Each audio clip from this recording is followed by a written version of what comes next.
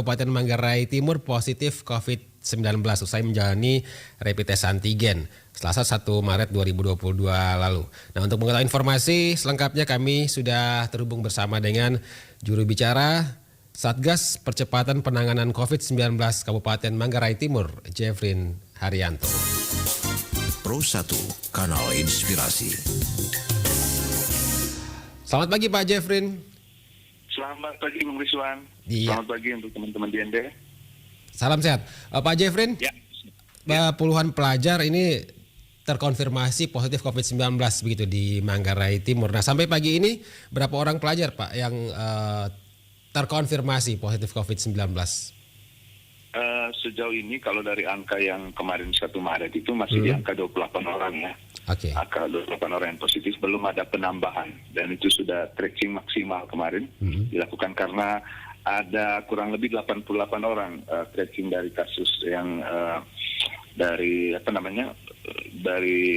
sekolah, dari klaster sekolah itu ada 88 orang, yang negatif ada 60, yang positif itu ada 28 orang. Oke. Jadi mereka dari satu sekolah yang sama begitu ya? Beberapa sekolah, memang yang dominan di satu SD dan di SMA. Di SMA. Oke. Kebetulan memang satu kampung ya sekolahnya. Oh iya. Nah, bagaimana kronologinya sehingga mereka melakukan rapid antigen bersama begitu Pak Jeffrey? Jadi ada sejarah kasusnya begini, ada seorang tenaga kesehatan yang baru pulang perjalanan dari Manggarai Barat, dari Golowelu itu sempat mampir di Rute, lalu mampir di Borong, dia ibu hamil, lalu tiba-tiba kemudian dia mengalami semacam gejala itu ya, pusing, mual, panas, demam dan sebagainya itu, lalu berinisiatif untuk memeriksa secara pribadi dengan tes antigen dan kemudian ditemukan dia terkonfirmasi positif. Lalu kemudian dicari kontak eratnya. Repotnya adalah dia berkontak erat dengan salah satu anak SMA yang kemudian pulang ke kampung, pulang libur ke sana. Lalu dikejarlah anak ini. Nah, ternyata di sana sudah terjadi transmisi lokal di Ketang. Ketang itu di salah satu kecamatan yang tidak di Borong gitu. Nah, di rumahnya itu ada adiknya yang SD di SDN Ketang itu. Nah, adik inilah yang kemudian ke teman-teman SD-nya, lalu ke teman-teman SMA-nya. Kebetulan juga ada pertandingan di rupanya di kampungnya. Baik. Sehingga kemudian diinisiatif untuk kemudian di-tracking semua itu kontak-kontak eratnya. Begitu, Pak Siswa. Ya. Dan hingga pagi ini pantauan kondisi mereka ini bagaimana Pak Jeffrey? Apakah sehat-sehat semua atau ada gejala ringan ya, gejala ringan dan tidak bergejala. Gejala ringan dan tidak bergejala.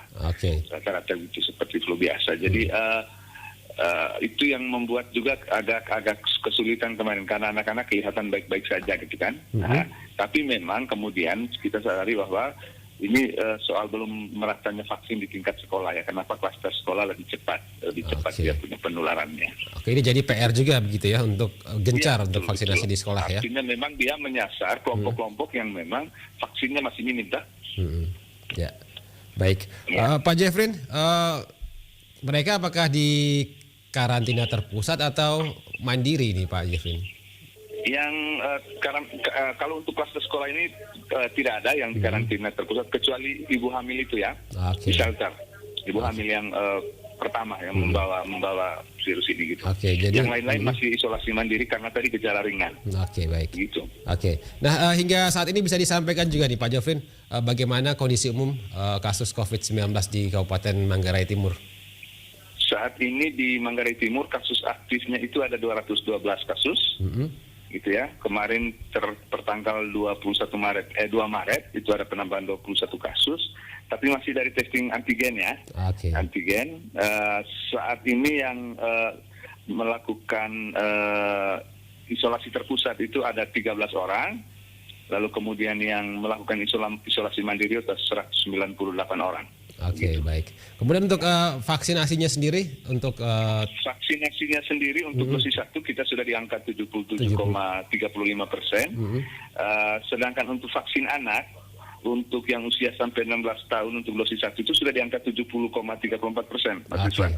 Yang masih rendah itu di dosis keduanya, itu ada di 11,44%.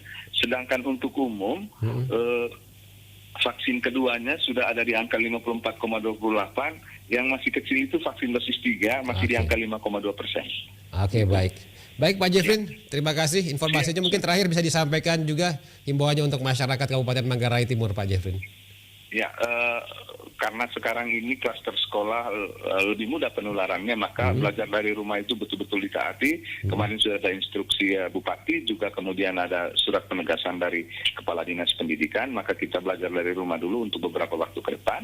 Yang kedua, jangan juga terlalu panik, karena kita melihat trennya dia akan menjadi endemi ini. Jadi kita sudah mulai harus belajar hidup baik dengan barang ini, sehingga tidak perlu menciptakan kepanikan-kepanikan yang justru akan mengganggu imunitas tubuh. Prinsipnya bahwa pemerintah tetap bekerja dan kita semua tentu harus mendukung program ini dengan paling sederhana adalah dengan tertib, dengan protokol kesehatan. Gitu, Rizwan. Baik, terima kasih Pak Jeffrey informasinya pagi ini. Terima kasih Rizwan, teman-teman RRI. Ya, selamat pagi. Selamat pagi.